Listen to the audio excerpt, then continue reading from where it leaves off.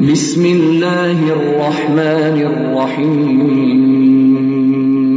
السلام علیکم ورحمۃ اللہ وبرکاتہ۔ الحمد للہ رب العالمین وصلی اللہ وسلم علی نبینا محمد وعلی آلہ وصحبہ اجمعین۔ حضرات، 24ویں پارے کی تفسیر کا خلاصہ پیش کیا جا رہا ہے۔ پارہ نمبر 24 کے شروع میں اللہ تعالیٰ کی قدرت کی بہت ساری نشانیوں کا ذکر کیا گیا کہ اللہ ہی ہے جو رات، دن، موسم، اس کی تبدیلیوں کا فیصلہ فرماتا ہے۔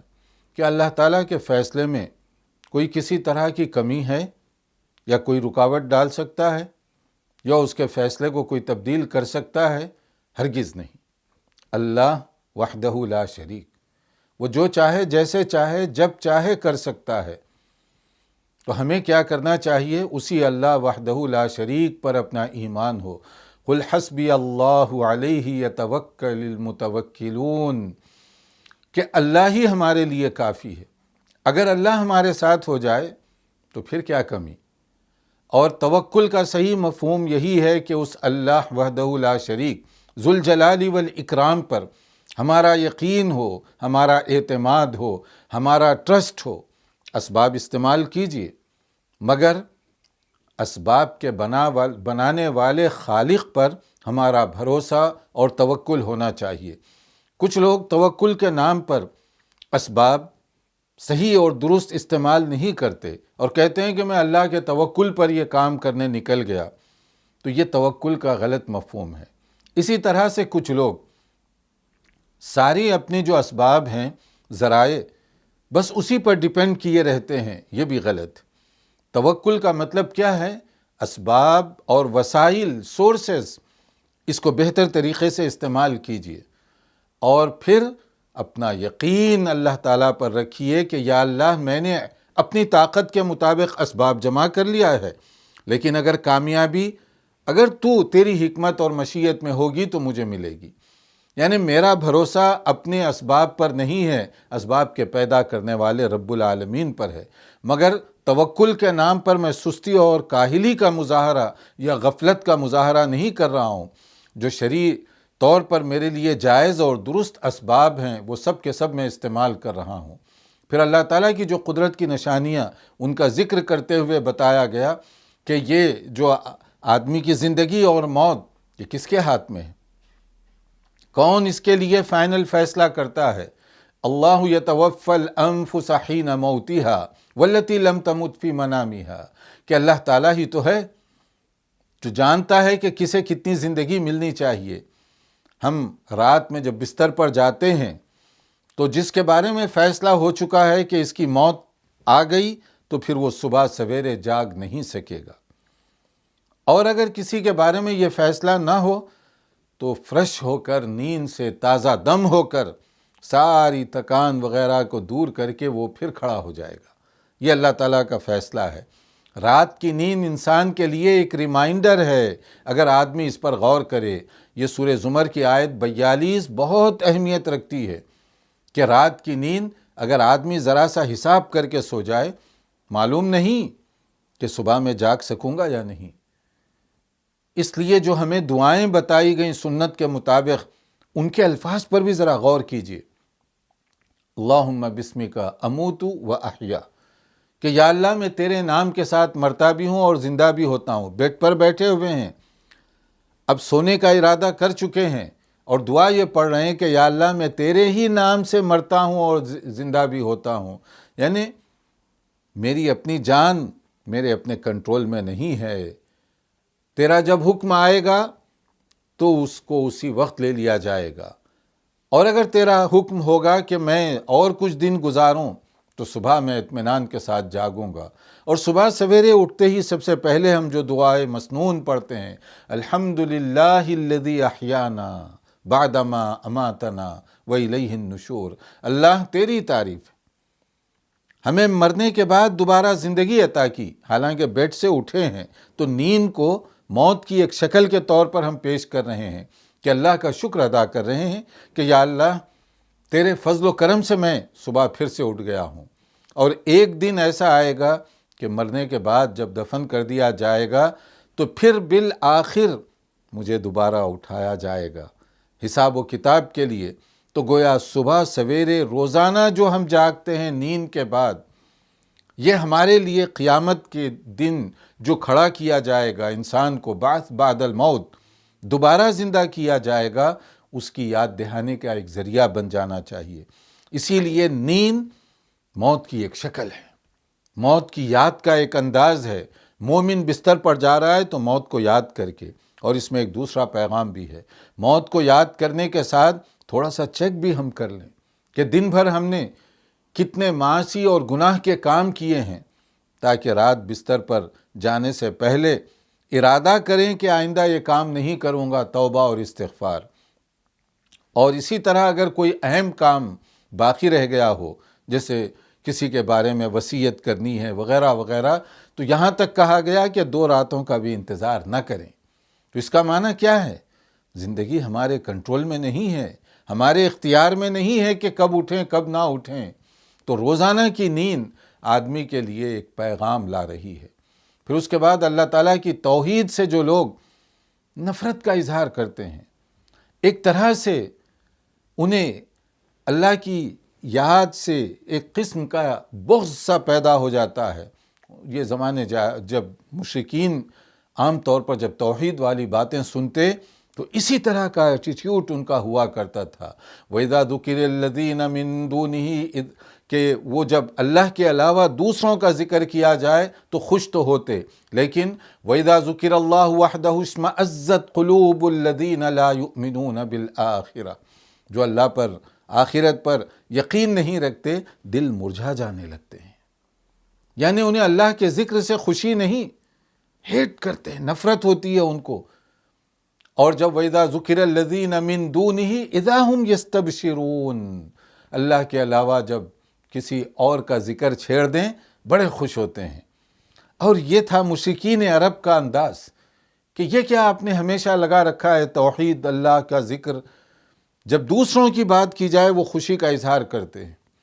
اور اگر ہم مشرکین عرب کا جو یہ انداز بتایا گیا ہے کہ اللہ کے ذکر سے، توحید کے ذکر سے انہیں نفرت سی ہونے لگتی ہے، چڑ اور بغض سا پیدا ہوتا ہے، کیا یہ حقیقت نہیں ہے کہ اتنا طویل عرصہ گزرنے کے باوجود آج بھی کتنے ایسے لوگ ہیں یہی اعتراض کرتے ہیں کہ یہ کیا ہمیشہ اللہ کا ذکر، توحید توحید، اس کے علاوہ کوئی اور ٹاپک نہیں ملا آپ کو، اس کے علاوہ کوئی اور موضوع اور عنوان نہیں ہے؟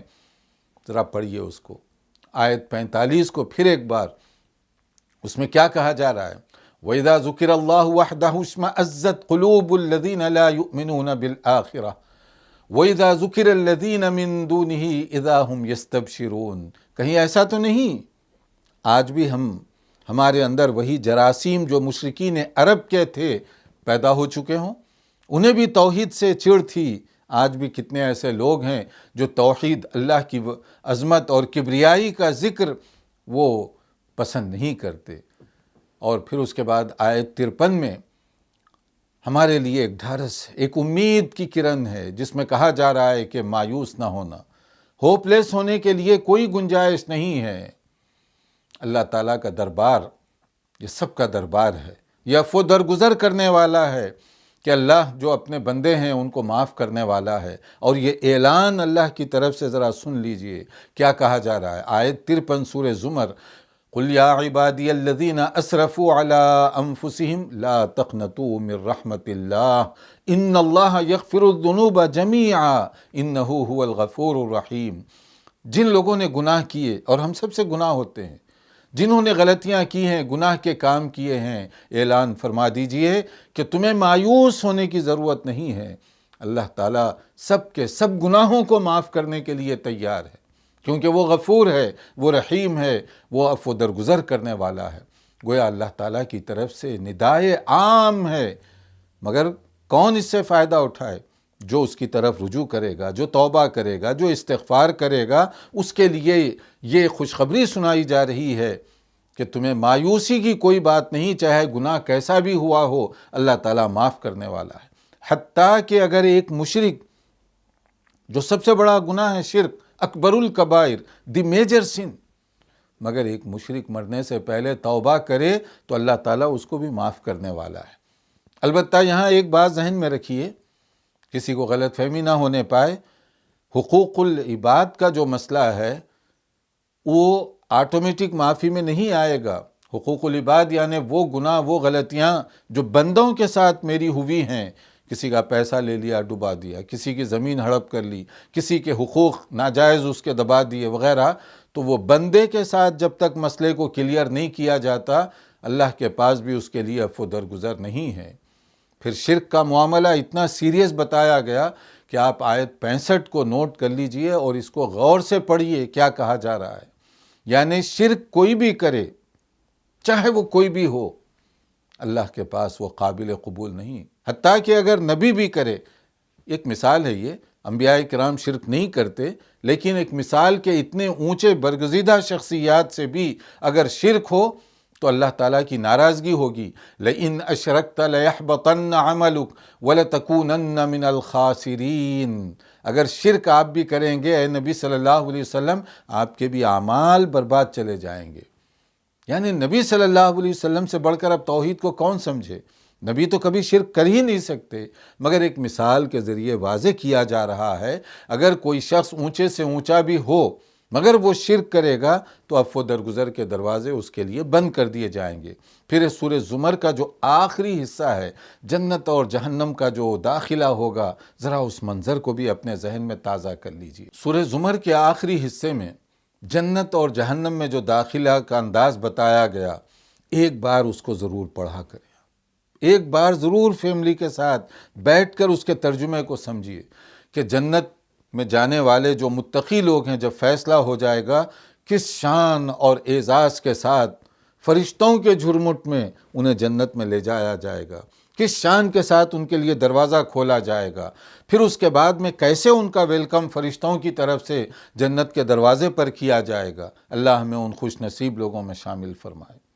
اور اس کے مقابلے میں جو جہنم میں جانے والے لوگ ہیں، کیا کربناک منظر ہے اس کا، اتنا پینفل منظر ہے کہ دھتکارتے ہوئے اور ہانکتے ہوئے ان کو لایا جائے گا جیسے جانور اور چوپایوں کو لایا جاتا ہے، اور کس ذلت اور رسوائی کے ساتھ ان کو وہاں کھڑا کیا جائے گا، یعنی گیٹ پر جہنم کے، اور پھر جس طریقے سے انہیں اس کے اندر جھونک دیا جائے گا، کیونکہ یہ وہ لوگ ہیں جنہوں نے اللہ کی زمین میں بغاوت کی، اللہ کی نعمتوں سے فائدہ اٹھاتے ہوئے ناشکری اور کفران نعمت کا ارتکاب کیا، جو شرک میں مبتلا تھے، جو آخرت کا انکار کرتے رہے، تو ان کے ساتھ پھر کیا حشر ہوگا وہاں پر دیکھ لیجئے۔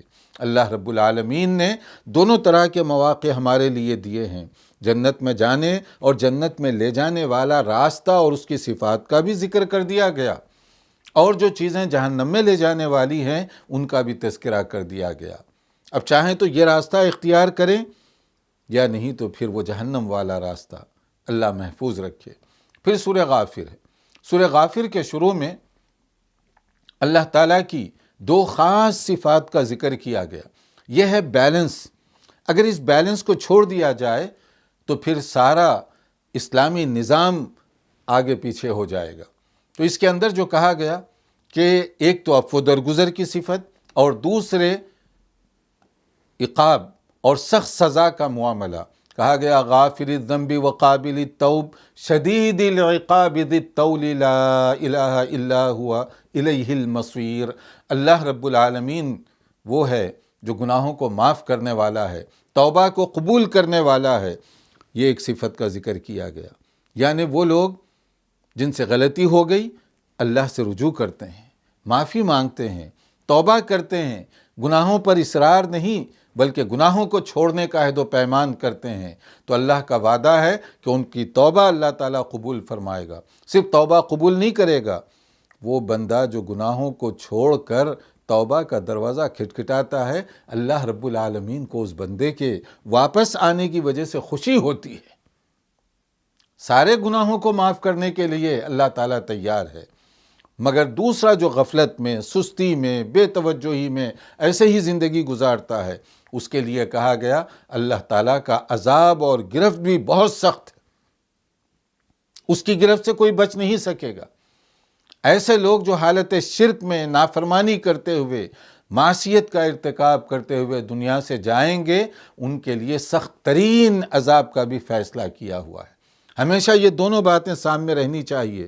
یہ نہیں کہ صرف ایک ہی بات ہو، خوش فہمی میں مبتلا ہو جاتا ہے آدمی کہ اللہ تو غفور ہے، اللہ تو توبہ قبول کرنے والا ہے، اور دوسری اگر بات ہو کہ اللہ تعالیٰ کا عذاب بڑا سخت ہوگا تو ایک طرح سے مایوسی ہونے لگتی ہے۔ تو یہ معاملہ دونوں کے درمیان بیم و رجا کی کیفیت ہونی چاہیے کہ اللہ تعالیٰ توبہ قبول کرنے والا ہے، معاف کرنے والا ہے، مگر گرفت بھی سخت ہے، عذاب بھی اس کا سخت ہے۔ یہ دونوں ہمیشہ ذہن میں ہونے چاہیے۔ اور پھر اسی اللہ کی بندگی کا ہمیں حکم دیا گیا سورہ غافر کی آیت 14 میں دیکھیے، فَادْعُوا اللَّهَ مُخْلِصِينَ لَهُ الدِّينَ، تم اللہ تعالیٰ کی ایسے عبادت کرو خلوص کے ساتھ، یکسوئی کے ساتھ، سنسیئرٹی کے ساتھ، کہ اس میں کوئی شرک کی آمیزش نہ ہونے پائے۔ وَلَوْ كَرِهَ الْكَافِرُونَ، کلیئرلی جواب دے دیا گیا، کافر پسند کریں یا نہ کریں، ایمان کے مسئلے میں، عقیدے کے مسئلے میں دو ٹوک موقف ہونا چاہیے، دو ٹوک انداز ہونا چاہیے اس کے اندر۔ کوئی فلیکسیبلٹی اور لچک ایمان اور عقیدے کے مسئلے میں نہیں۔ ہمارا ایمان کلیئر، ہمارا عقیدہ بالکل واضح اور صاف ستھرا ہونا چاہیے۔ جیسے بعض لوگوں کا انداز ہے لچک، فلیکسیبلٹی، یا پھر کچھ دو اور کچھ لو کی پالیسی، یہ عقیدے اور ایمان کے مسئلے میں نہیں ہوتی کہ ایک دن اللہ کی عبادت کریں، دوسرے دن غیر اللہ کی عبادت کریں، ایسا نہیں ہوتا۔ لکم دینکم ولی دین، یہ بات کو ذہن میں رکھیے۔ اور یہاں بہت کلیئر یہ بات کہہ دی گئی۔ پھر اس کے بعد آیت 28 اور 29 میں سورہ غافر کی ایک نیک دل مومن کا ذکر کیا جا رہا ہے جو دربار فرعون کے اندر ایمان چھپا کر لیکن ایمان والوں کی طرف سے جنگ لڑ رہا ہے۔ جب فرعون نے موسیٰ علیہ السلام کے خلاف جو پلاننگ کی تو اس بندے مومن نے سمجھانے کی کوشش کی کہ ایک آدمی جو اللہ کی دعوت دے رہا ہے، اللہ کے دین کی طرف بلا رہا ہے، اگر وہ درست ہوگا ہمیں قبول کر لینا چاہیے، اور اگر وہ غلط کوئی بات کر رہا ہے تو اس کا وبال اسی کو ہوگا، ہم کیوں اس کے پیچھے لگے رہیں، چھوڑ دیجئے اس کو۔ فرعون کو کنونس کرنے کی وہ کوشش کر رہا ہے کہ کسی طریقے سے فرعون اپنے اس ارادے سے باز آ جائے جو وہ موسیٰ علیہ السلام کے خلاف بنا رہا ہے کہ موسیٰ علیہ السلام کے خلاف تمہیں کوئی حرکت نہیں کرنی چاہیے۔ اور پھر وہ بار بار سمجھا رہا ہے، اور آگے کی چیز پڑھنے سے معلوم ہوتا ہے کہ اس کے اندر ایمان تھا۔ وَقَالَ الَّذِي آمَنَ يَا قَوْمِ اتَّبِعُونِي أَهْدِكُمْ سَبِيلَ الرَّشَادِ، کہ وہ ایمان تو لا چکا تھا مگر اعلان نہیں کیا، اور وہ موسیٰ علیہ السلام کا ڈیفنس کر رہا ہے، فرعون کو نرم کرنے کی کوشش کر رہا ہے۔ فرعون کے دربار کے اور جو لوگ ہیں جو حاشیے میں بیٹھے ہوئے ہوتے ہیں مشیران، اور وہ اس کو ویسے ہی پمپ کرنے کی کوشش کر رہے تھے، ان کو ذرا کول ڈاؤن کرنے کی کوشش کر رہا ہے۔ تو اس سے معلوم یہ ہوا کہ بعض اوقات اگر آدمی جو نئے مسلم خاص طور پر وہ مسلمان ہوتے ہی کبھی وہ انداز اختیار کرتے ہیں جو دعوت و تبلیغ کے لیے کسی صورت میں مناسب نہیں، سب سے پہلے ان کے لباس کا ایک خاص انداز ہو جائے گا، پھر اٹھک بیٹھک کا ایک خاص انداز ہو جائے گا، تو اس سے بعض اوقات دعوت و تبلیغ کے جو امکانات ہیں اس کے اوپر کافی سختی بھی آ سکتی ہے۔ حکمت کا تقاضا کیا ہے؟ بعض اوقات آدمی ایمان تو لائے، اس کے اندر کوئی شک و شبہ نہیں، مگر ایمان لانے کے بعد اس کا اظہار جس انداز سے کیا جاتا ہے اس میں حکمت کی ضرورت، اس میں بصیرت کی ضرورت ہے، کیونکہ ایک آدمی جو ابھی نیا مسلمان ہوا ہے بسا اوقات وہ اپنی کمیونٹی کے لیے بہترین دعوتی کام کر سکتا ہے اگر حکمت کا مظاہرہ کرے، ورنہ ایک آدمی جو پیدائشی مسلمان ہو وہ جائے گا کسی نو مسلم کمیونٹی میں غیر مسلموں کے درمیان تو فوری لوگ سمجھیں گے یہ تو ہے ہی دوسرا آدمی، یہ تو ہے ہی مسلمان، تو اس کی گفتگو سننے سمجھنے کی کوشش سے زیادہ رد عمل کا اظہار سامنے آئے گا۔ اور اپنی ہی برادری کا کوئی آدمی جو کل تک ان کا ہم نوا تھا، اگر وہ کھڑے ہو کر دین کی بات کرے تو لوگ ذرا توجہ سے سنتے ہیں، کیونکہ اسے وہ اپنا سمجھتے ہیں۔ تو اس کے لیے حکمت کی ضرورت ہے، اس کے لیے بصیرت اور بصارت کی ضرورت ہے تاکہ زیادہ سے زیادہ فائدہ ہو سکے۔ ایک اور بات اس میں نوٹ کرنے کی ہے، وہ یہ ہے کہ یہ جو رجل مومن ہے، بندہ مومن ہے، جو موسیٰ علیہ السلام کی طرفداری کر رہا ہے فرعون کے دربار میں بھی، تو اس کا مطلب یہ ہوا ہر دور میں اور ہر جگہ کچھ ایسے لوگ بھی ہوتے ہیں جو نرم دل، نرم گوشہ اور نرم رویہ رکھتے ہیں۔ ہمارے لیے عقل مندی کا تقاضا ہے کہ ہم ان نرم دل رکھنے والوں کو پہچانیں اور ان سے مدد لینے کی کوشش کریں تاکہ دعوتی کام آگے بڑھ سکے، مسلم دشمنی کی آگ اس کو بجھایا جا سکے۔ یہ نہیں ہے کہ ہر غیر مسلم کو دیکھ کر آپ نفرت کریں، ہیٹ کریں، اس سے دور ہونے کی کوشش کریں، ایسا نہیں، بلکہ ان کے اندر بھی انصاف پسند لوگ ہیں، خیر خواہ لوگ ہیں، بہی خواہ لوگ ہیں، ان کو بھی پہچاننے کی ہم کوشش کریں۔ پھر اس کے بعد میں فرعونیوں کے حوالے سے ایک خاص بات بتائی گئی، آیت 46 اس کو بھی نوٹ کر لیجیے۔ وہ یہ ہے کہ فرعون کے مظالم کے بعد جو بھی انجام ہوا پانی میں ڈبانے کا، اس کے بعد میں کہا جا رہا ہے کہ اب صبح اور شام ان کی سزا شروع ہو چکی ہے، آگ ان پر پیش کی جا رہی ہے صبح اور شام، اور جب قیامت قائم ہوگی اس سے سخت عذاب میں ان کو جھونک دیا جائے گا۔ النار یعرضون علیہا غدوا وعشیا ویوم تقوم الساعۃ ادخلوا آل فرعون اشد العذاب۔ اب یہاں سوال یہ ہے کہ صبح اور شام جو آگ ان کو پیش کی جا رہی ہے، اس وقت قیامت کے دن جو عذاب ہوگا وہ تو سخت ہوگا، وہ الگ شکل میں اس کو ظاہر کیا جا رہا ہے آیت میں۔ تو یہ صبح اور شام کون سی آگ ہے، کون سا عذاب ہے؟ یہ عذاب قبر ہے، اور اسی سے حدیث ذہن میں رکھیے، عذاب القبر حق، قبر کے اندر جو عذاب ہے وہ برحق ہے۔ جو لوگ عذاب قبر کا انکار کرتے ہیں وہ ایک بار پھر سورہ غافر آیت 46 اور یہ صحیح حدیث اس کو اپنے ذہن میں رکھیے۔ عذاب آدمی کے دفن کرنے کے بعد یا اس کی روح نکلنے کے بعد شروع ہو جاتا ہے، چاہے اس کا معاملہ کچھ بھی ہو، اس کے جاننے والے، اس کے لواحقین چاہے اس کو جلا دیں، پانی میں بہا دیں یا قبر میں دفن کریں، وہیں سے سوال جواب شروع، اور وہیں سے پھر جنتی ہے تو اس کی نعمتیں، اور اگر جہنمی ہے تو اس کے عذاب کا سلسلہ شروع ہو جاتا ہے اس کو۔ تو عذاب قبر کیسے ہوتا ہے، اس کو بہت سارے لوگوں نے اپنے اپنے انداز سے بیان کیا۔ بہت ہی مشہور عالم دین شاہ ولی اللہ محدث دہلوی رحمۃ اللہ علیہ، انہوں نے ایک پیاری مثال کے ذریعے سے اس کو سمجھایا ہے، اور وہ کیا ہے کہ آپ دیکھ لیجئے خواب میں ایک کمرے میں اگر کچھ لوگ بیٹھے ہوئے ہوں، وہاں کوئی آدمی گہری نیند میں ہو اور وہ نیند میں کوئی ڈراؤنا خواب دیکھتا ہے، کوئی سانپ آیا، کوئی ایسی چیز جو نقصان پہنچانے والی ہو، وہ چیخیں مارتے ہوئے کبھی کبھی اٹھ جاتا ہے اور اس کا سانس بے قابو ہونے لگتا ہے، اور پھر وہ آپ دیکھیں گے کہ وہ کس طریقے سے پسینے سے شرابور ہو رہا ہے۔ اب جو لوگ کمرے میں بیٹھے ہوئے ہیں وہ یہ کہیں کیا ہو گیا تمہیں، وہ کہے گا کہ ایک سانپ آیا تھا، تو لوگ کہیں گے پاگل تو نہیں ہوگے، ہم بھی تو اسی کمرے میں بیٹھے ہوئے ہیں، ہمیں تو کوئی چیز دکھائی نہیں دی، اور یہ خوف تمہارے اوپر کیوں طاری ہے؟ تو یہ خواب کے اندر ہونے والا ایک چھوٹا سا واقعہ ہے اس بڑی بات کو سمجھنے کے لیے کہ عذاب قبر ہوتا کیسے ہے، کیونکہ کچھ لوگ قبر یا گڑھے کو کھودتے ہیں، کہتے ہیں کہ وہاں پر ہمیں تو کوئی عذاب کی شکل دکھائی نہیں دیتی۔ نادان ہیں وہ لوگ، کیونکہ وہ زندگی اس زندگی سے بہت مختلف ہے۔ اللہ قادر مطلق ہے، جہاں جو چاہے وہ فیصلہ کر سکتا ہے۔ پھر آیت 60 میں ایک حکم دیا جا رہا ہے دعا کرنے کے سلسلے میں۔ دعا کے بارے میں یہ آیت بہت اہمیت رکھتی ہے۔ سورہ غافر آیت 60 کہا گیا وَقَالَ رَبُّكُمُ ادْعُونِي أَسْتَجِبْ لَكُمْ إِنَّ الَّذِينَ يَسْتَكْبِرُونَ عَنْ عِبَادَتِي سَيَدْخُلُونَ جَهَنَّمَ دَاخِرِينَ۔ اللہ تعالیٰ کی طرف سے یہ اعلان عام ہے کہ تم مجھ سے مانگو، پکارو مجھے، دعا کرو مجھ سے، اور میں تمہاری دعا کو قبول کرنے کے لیے تیار ہوں۔ اور جو لوگ دعا نہیں کرتے، جو اللہ کی بندگی نہیں کرتے، اللہ کو یاد نہیں کرتے، وہ متکبر اور مغرور ہیں، اور ایسے لوگوں کو ذلیل کر کے جہنم میں داخل کیا جائے گا۔ تو اس آیت کریمہ میں دعا کی اہمیت کو آپ سمجھیے۔ اللہ کی طرف سے یہ ندا ہے، جیسے سورہ بقرہ میں بھی کہا گیا وَإِذَا سَأَلَكَ عِبَادِي عَنِّي فَإِنِّي قَرِيبٌ اجیب دعوت الداعی اذا دعانی۔ جب کبھی بندے میرے متعلق پوچھیں، بتا دیجیے کہ میں بہت قریب ہوں، کیا کرتا ہوں؟ دعا قبول کرتا ہوں۔ لوگوں کو چاہیے کہ اللہ کی اس آفر سے فائدہ اٹھائیں۔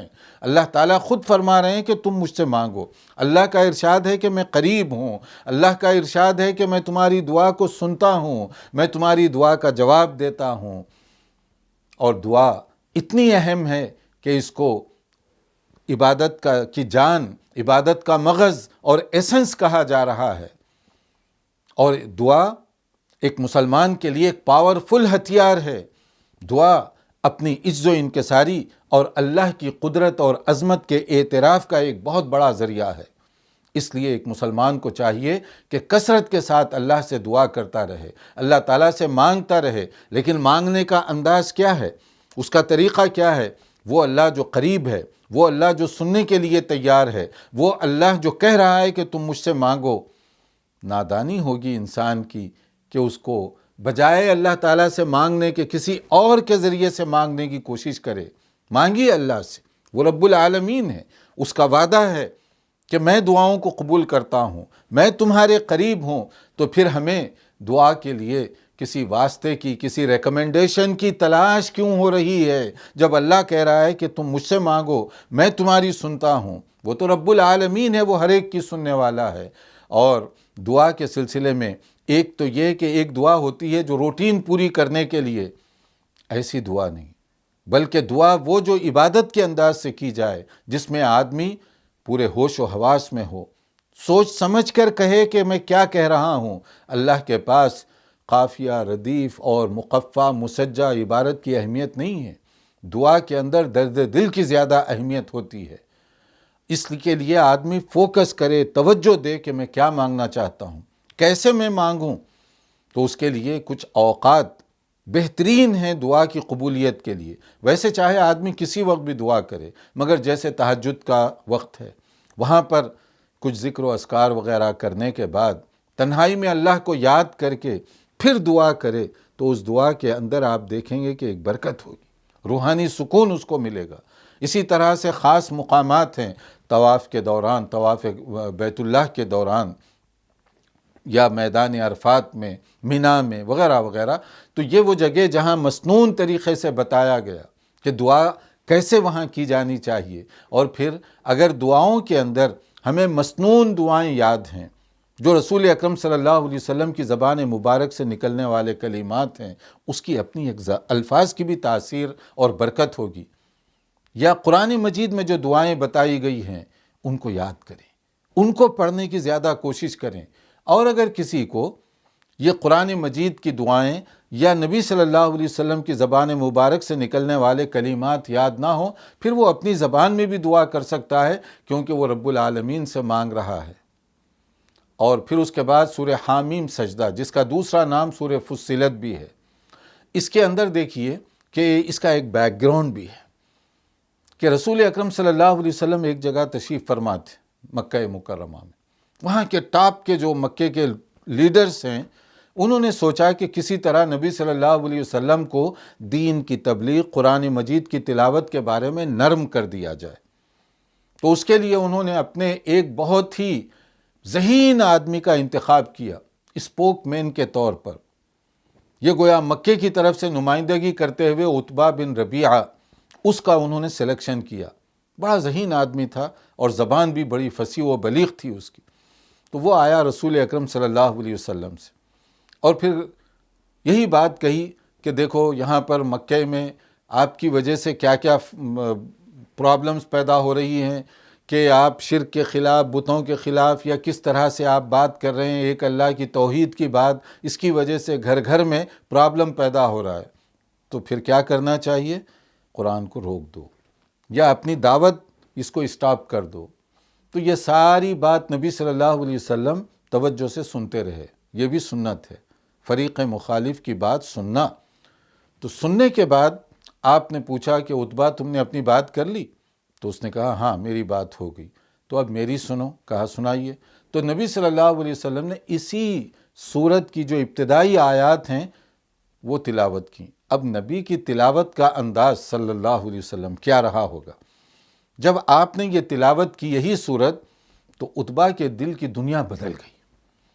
جب آپ رک گئے ایک جگہ پہنچ کر، وہ کھڑا ہو گیا، اور مکے کے لوگ اس کے انتظار میں ہیں کہ ذہین ترین آدمی کیا خبر لائے گا، کنونس کر کے، مطمئن کر کے آئے گا کہ محمد صلی اللہ علیہ وسلم اب دعوت کو چھوڑ دیں گے۔ لیکن کیا ہوا کہ جب وہ آیا تو لوگوں نے دیکھا کہ اس کا چہرہ اترا ہوا ہے، مرجھایا ہوا ہے۔ انہوں نے کہا کہ کیا اس کے اوپر بھی جادو کا اثر تو نہیں ہو گیا؟ تو آنے کے بعد کہا میں نے جو کلام سنا ہے وہ کوئی جادوگر کا نہیں ہو سکتا، وہ کوئی کاہن کا نہیں ہو سکتا، وہ کوئی شاعری نہیں ہوتی، بلکہ وہ بہت عظیم کلام ہے جو میں سن کر آ رہا ہوں۔ اتنا کہنا تھا کہ مکے کے لوگ ایک دم شور مچا دیے اور کہنے لگے ہم تو سمجھتے تھے کہ تم بڑے عقل مند ہو اور تم جا کر ان کو مطمئن کر کے آؤ گے، الٹا تمہارے اوپر ان کا جادو چل گیا ایک ہی سٹنگ کے اندر۔ اب اتنی مخالفت کا طوفان اٹھا وہاں پر کہ یہ خاموشی سے اپنا راستے پہ چلے گئے۔ یعنی قرآن کریم کو غور سے سننے کا کتنا اثر ہوتا ہے۔ یہی وجہ تھی کہ آیت 26 میں ایک اور بات کہی گئی۔ مکے کے مشرکین جب نبی صلی اللہ علیہ وسلم کا مقابلہ کرنا چاہتے تھے بات چیت سے، دلائل سے، سب میں فیل ہو گئے۔ اس کے بعد انہوں نے ایک قرارداد سمجھ لیجیے، ریزولیشن پاس کر دی مکے کے لوگ قرآن کے خلاف۔ وہ کیا تھا؟ وَقَالَ الَّذِينَ كَفَرُوا لَا تَسْمَعُوا لِهَذَا الْقُرْآنِ وَالْغَوْا فِيهِ لَعَلَّكُمْ تَغْلِبُونَ۔ انہوں نے یہ ڈیسائیڈ کیا نہ رہے بانس نہ بجے بانسری، قرآن کی تلاوت پر پابندی لگا دی جائے، کیونکہ ہم اس قرآن کا مقابلہ نہیں کر سکتے۔ دیکھیے وہ بھی سمجھ رہے ہیں قرآن کے اندر ایسا اثر ہے کہ ہم اس کا مقابلہ تو نہیں کر سکتے، نہ ہمارے پاس کوئی ایسی اس کے خلاف چیز ہے کہ متبادل کے طور پر پیش کریں، لہٰذا پابندی لگا دو کہ نہ قرآن پڑھا جائے، نہ کوئی قرآن کی محفل میں جائے نہ سنے۔ یہ اس زمانے کی بات، ابتدائی اسلام کی بات ہے۔ مکے کے لوگوں نے دین اسلام کو روکنے کے لیے سب سے پہلا جو حربہ استعمال کیا وہ قرآن کریم پر پابندی لگانے کا، اور آج 1400 سال گزرنے کے باوجود کتنے ایسے لوگ ہیں جو قرآن پر پابندی کی آج بھی اس وقت بات کر رہے ہیں، جبکہ freedom of expression, freedom of کہ وہ انسان کی آزادی ہے، حریت رائے ہے، ضمیر کی آزادی، اپنی بات چیت کی آزادی، فریڈم فریڈم فریڈم ہر جگہ، لیکن اسلام پر پابندی، شریعت کی باتوں پر پابندی، قرآن کریم کے پیغام کو عام کرنے پر پابندی۔ تو یہ کون سی پابندی ہے جو اس وقت بھی چلی آ رہی ہے، جس کے خلاف لوگ طرح طرح کی بولیاں بولتے ہیں؟